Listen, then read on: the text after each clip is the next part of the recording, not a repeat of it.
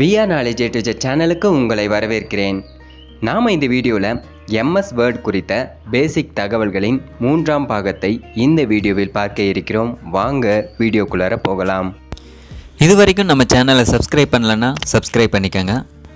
அது கூடவே ஒரு பெல் சிம்பிள் வரும், அதை மறக்காமல் கிளிக் பண்ணிக்கோங்க. அப்போ தான் நாங்கள் போகிற லேட்டஸ்ட் வீடியோஸ்க்கான அப்டேட் உங்கள் மொபைலுக்கு நோட்டிஃபிகேஷனாக வரும். போன வீடியோவில் ஹோம் டேபில் உள்ள cut, copy, paste, format painter, font style, font size, bold, italic, underline, strike out குறித்த தகவல்களை பார்த்தோம். இந்த வீடியோவில் MS Word குறித்த மேலும் பல தகவல்களை பற்றி பார்க்கலாம். ஓகே, MS Wordல் இந்த போல்டுக்கான ஷார்ட்கட் என்னென்னு பார்த்தீங்கன்னா, கீபோர்டில் Ctrl+Bங்கிற பட்டனை ப்ரெஸ் பண்ணிங்கன்னா நீங்கள் செலக்ட் பண்ண வேர்டானது திக்னஸாக மாறும். அதுவே இட்டாலிக்கான ஷார்ட்கட் பார்த்தீங்கன்னா Ctrl+I, அதுவே அண்டர்லைனுக்கு Ctrl+U. அடுத்து இந்த சப்ஸ்கிரிப்ட் அண்ட் சூப்பர்ஸ்கிரிப்ட் என்றால் என்னென்னு பார்த்தீங்கன்னா, எக்ஸாம்பிளுக்கு H2Oன்னு டைப் பண்ணுறேன். இந்த 2 எங்கே வரணும்னு பார்த்தீங்கன்னா ஹச்சுக்கு கீழே வரணும். அதற்கு 2ங்கிறத செலக்ட் பண்ணிவிட்டு இந்த சப்ஸ்கிரிப்டுங்கிற ஆப்ஷனை யூஸ் பண்ணிங்கன்னா உங்களுக்கு இந்த ஆன்சர் கிடைக்கும். அதுவே நீங்கள் ஃபஸ்ட், செகண்ட், தேர்ட் டைப் பண்ணும்போது டிஃபால்ட்டாக இந்த STNDRD எல்லாம் அந்தந்த நம்பருக்கு மேலே டிஃபால்ட்டாக சூப்பர்ஸ்கிரிப்ட் ஆகும். அடுத்து இந்த ஆப்ஷன் என்னென்னு பார்த்தீங்கன்னா கேஸ், அதாவது நீங்கள் ஸ்மால் லெட்டரில் டைப் பண்ணி உள்ளதை கேபிட்டல் லெட்டராக மாற்ற வேண்டும் என்றால் இந்த அப்பர் கேஸுங்கிற ஆப்ஷனை கிளிக் பண்ணிங்கன்னா ஸ்மால் லெட்டரில் உள்ளதெல்லாம் கேபிட்டல் லெட்டருக்கு சேஞ்ச் ஆகும். அதுவே நீங்கள் கேபிட்டல் லெட்டரில் உள்ளதை ஸ்மால் லெட்டருக்கு சேஞ்ச் பண்ண இந்த ஆப்ஷனில் உள்ள லோவர் கேஸுங்கிற ஆப்ஷனை கிளிக் பண்ணிங்கன்னா நீங்கள் செலக்ட் பண்ணியுள்ள கேபிட்டல் லெட்டர் அனைத்தும் ஸ்மால் லெட்டருக்கு சேஞ்ச் ஆகும். இந்த சென்டென்ஸ் கேஸ் எதற்கு என்றால், ஒரு சென்டென்ஸில் உள்ள ஃபஸ்ட்டு லெட்டர் மட்டும் கேபிட்டலில் வேண்டுமென்றால் இந்த சென்டென்ஸ் கேஸ் ஆப்ஷன் மூலம் சேஞ்ச் பண்ணிக்க முடியும். அடுத்து இந்த கேபிட்டலைஸ் ஈச் வேர்டுங்கிற ஆப்ஷன் மூலமாக நீங்கள் செலக்ட் பண்ணியுள்ள ஒவ்வொரு வேர்டில் உள்ள ஃபஸ்ட்டு கேரக்டரை கேபிட்டல் லெட்டராக மாற்றும்.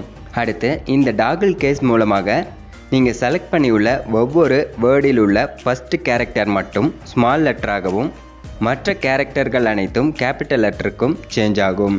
அடுத்து நீங்கள் டைப் பண்ணியுள்ள டாக்குமெண்ட்டில் டைட்டில் அல்லது சப்டைட்டில் அல்லது வேறு எந்த ஒரு வேர்டுக்கோ அல்லது பேராகிராஃபுக்கோ கலர் கொடுக்கணும்னு நினச்சிங்கன்னா இந்த ஃபாண்ட் கலரில் உள்ள இதில் ஏதாவது ஒரு கலரை நீங்கள் சூஸ் பண்ணிக்கலாம்.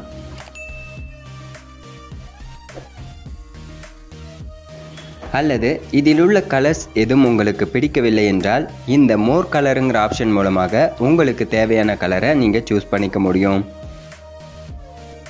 நீங்கள் ரெடி பண்ணும் டாக்குமெண்ட்டில் ஏதாவது முக்கியமான வேர்ட்ஸையோ அல்லது பேராகிராஃபையோ ஹைலைட் பண்ணி காட்ட வேண்டுமென்றால் இந்த ஆப்ஷனை நீங்கள் சூஸ் பண்ணி உங்களுக்கு பிடித்தமான கலர் மூலமாக ஹைலைட் பண்ணி காட்ட முடியும்.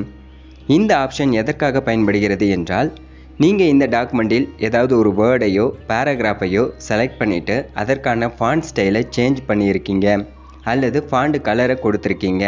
இந்த மாதிரி நீங்கள் அந்த டெக்ஸ்ட்டில் என்னென்ன மாதிரியான சேஞ்சஸ் எல்லாம் பண்ணியிருக்கீங்களோ அதையெல்லாம் ஃபுல்லாக கிளியர் பண்ணிவிட்டு ஸ்டார்டிங்கில் எப்படி இருந்ததோ அதே போன்று மாற்றி தருவதற்கு பயன்படுவது தான் இந்த கிளியர் ஆல் ஃபார்மேட்டிங் ஆப்ஷன். அடுத்து நீங்கள் ஏதாவது ஒரு டிசைன் பண்ண போகிறீங்கன்னா அப்போ உங்களுக்கு டெக்ஸ்ட் எஃபெக்ட் தேவைப்படும். அதற்கு நீங்கள் ஒரு டெக்ஸ்டினுடைய கலர், அவுட்லைன், ஷேடோ, க்ளோ போன்றவைகளை கொடுத்து எஃபெக்ட் உருவாக்குவதற்கு பதிலாக இந்த ஆப்ஷன் மூலமாக டெக்ஸ்ட்டுக்கான எஃபெக்டை செலக்ட் பண்ணிக்கலாம். அல்லது உங்களுக்கு டெக்ஸ்ட் எஃபெக்ட், கலர் சேஞ்ச் பண்ணணும் அல்லது outline, shadow, reflection, glow colour எல்லாம் சேஞ்ச் பண்ணணும்னு நினச்சிங்கன்னா இந்த ஒவ்வொரு ஆப்ஷன்களிலும் உள்ள ஆரோ மார்க்கை கிளிக் பண்ணி நீங்கள் மாற்றிக்கொள்ள முடியும்.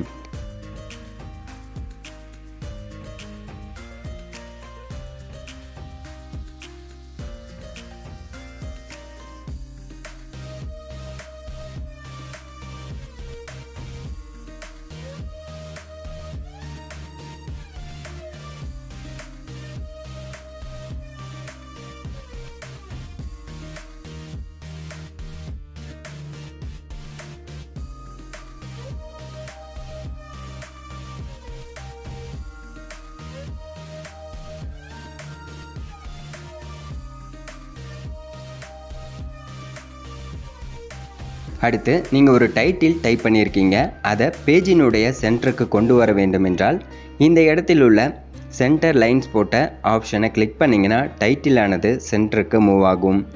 அதுவே நீங்கள் டேட் டைப் பண்ணியிருக்கீங்க, இந்த டேட்டானது ரைட் சைடில், அதாவது இந்த இடத்துல வேணும்னு நினச்சிங்கன்னா இந்த ரைட் சைடில் லைன்ஸ் போட்ட ஆப்ஷனை நீங்கள் கிளிக் பண்ணிங்கன்னா ரைட் சைடுக்கு நீங்கள் டைப் பண்ணது மூவ் ஆகும். அதுவே உங்களுக்கு ரைட் சைடில் வேண்டாம், லெஃப்ட் சைடில் வேணும்னு நினச்சிங்கன்னா இந்த லெஃப்ட் சைடில் லைன்ஸ் போட்ட ஆப்ஷனை கிளிக் பண்ணிங்கன்னா லெஃப்ட் சைடுக்கு நீங்கள் செலக்ட் பண்ணியுள்ள வேர்டானது மூவ் ஆகும். இதற்கான கீபோர்ட் ஷார்ட்கட்கள்னு பார்த்தீங்கன்னா சென்டர் ஆப்ஷனுக்கு Ctrl+Eயும், ரைட் சைடு ஆப்ஷனுக்கு Ctrl+Rயும், லெஃப்ட் சைடு ஆப்ஷனுக்கு Ctrl+Lயும் ஷார்ட்கட்டாக பயன்படுத்திக்க முடியும். அடுத்து நீங்கள் டைப் பண்ணியுள்ள டாக்குமெண்ட் ஆனது ஈவனாக இல்லாமல் இது போன்று அன்ஈவனாக இருக்கும் பட்சத்தில் அதை ஒரே ஈவனாக கொண்டு வர இந்த ஜஸ்டிஃபை ஆப்ஷனை பயன்படுத்திக்க முடியும். இந்த வீடியோ உங்களுக்கு பிடித்திருந்தால் லைக் பண்ணுங்கள், ஷேர் பண்ணுங்கள், கமெண்ட் பண்ணுங்கள், மறக்காமல் சப்ஸ்கிரைப் பண்ணுங்கள்.